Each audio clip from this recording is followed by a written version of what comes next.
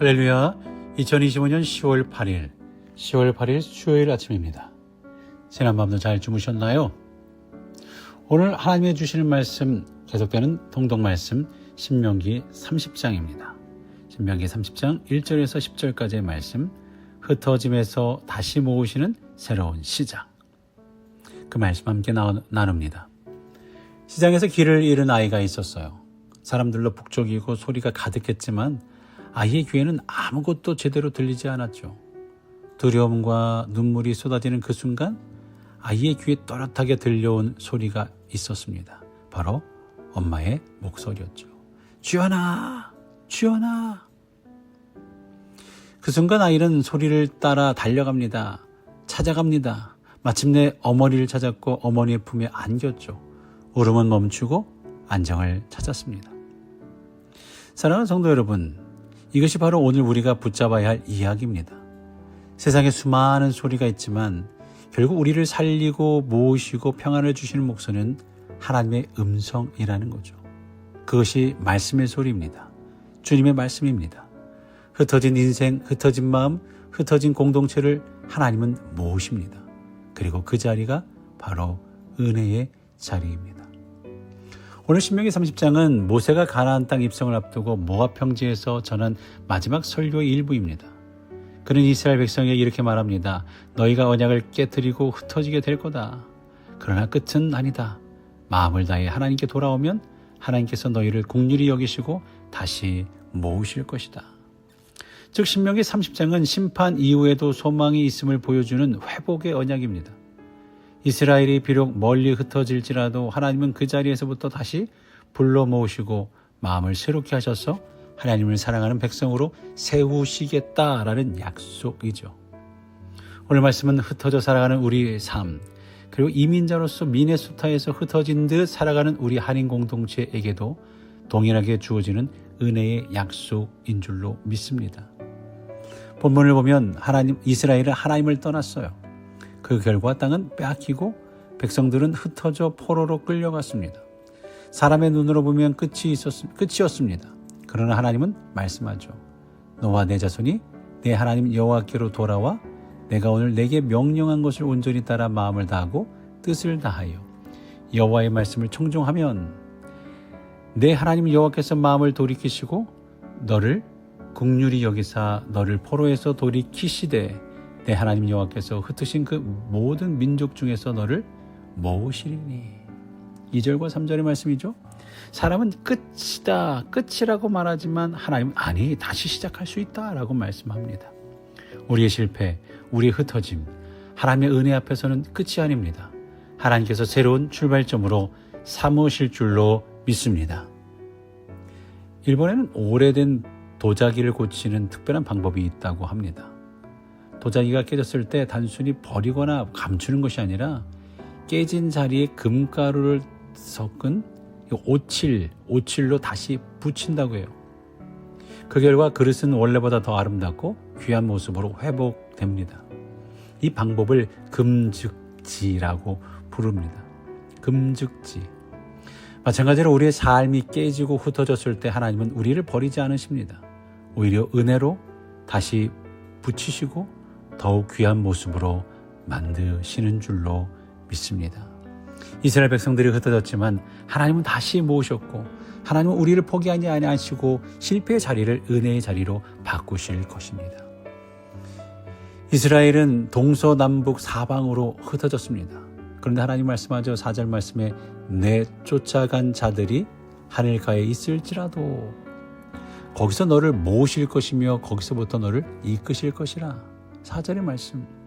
4절의 말씀은 얼마나 놀라운 약속입니까? 하늘가에 있을지라도, 즉 어디에 있든지 하나님은 그 자리에서부터 우리를 불러 모으십니다.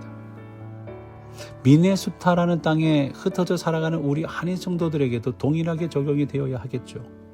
각자의 직장, 각자의 가정, 각자의 삶 속에서 뿔뿔이 흩어져 있지만 하나님은 우리를 한 자리에 모으셔요.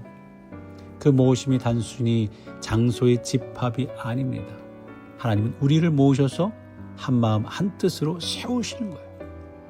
오늘 본문이 이렇게 이어지죠. 내 마음과 내 자손의 마음에 할례를 베푸사 너로 마음을 다하며 뜻을 다하여 여호와 내 하나님을 사랑하게 하사. 하나님은 우리의 흩어진 마음을 모아 사랑으로 다시 묶어줍니다. 그리하여 하나님을 사랑하게 하고 서로를 사랑하게 만드시는 거죠. 사랑으로 변화시킵니다. 한국전쟁 이후 수많은 가족이 남과 북으로 갈라졌잖아요. 수십 년 동안 서로의 얼굴을 보지 못하다가 극적으로 이산가족 상봉의 기회가 주어졌어요. 저도 어렸을 때 뭔지 다 모르지만 TV 화면을 통해 만나는 그 장면을 통해 얼마나 눈물을 흘리고 보았는지 모릅니다. 서로 다시 만난 부모와 자식, 형제와 자매는 눈물로 끌어안으며 이렇게 말했죠. 너를 잃어버린 줄 알았는데 다시 만나는 것만으로도 기적이다 라고 말이죠. 사랑하는 성도 여러분, 이 장면은 하나님께서 우리를 모으실 때 일어나는 일과 비슷하지 않을까요?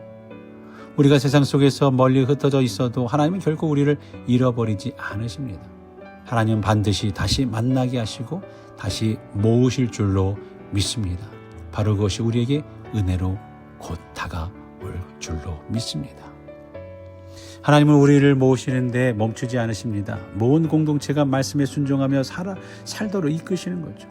10절의 말씀, 내가 마음을 다하며 뜻을 다하여 그 말씀을 청종하면 여호와께서 내 손으로 하는 모든 일과 내 몸의 소생과 내 가축의 새끼와 내 토지 소산을 많게 하시고 내게 복을 내리시리니.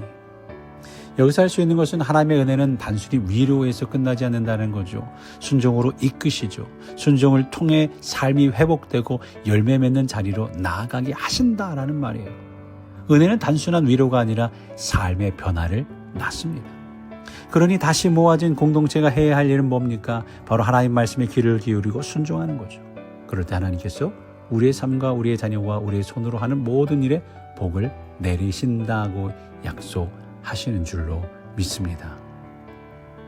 어떤 환자가 있었어요. 오랫동안 지병을 앓고 있었지만 병원에 가서 의사의 진단을 받고 약을 받았어요. 그러나 환자가 약을 받기만 하고 먹지를 않는다면 아무런 변화가 없을 겁니다.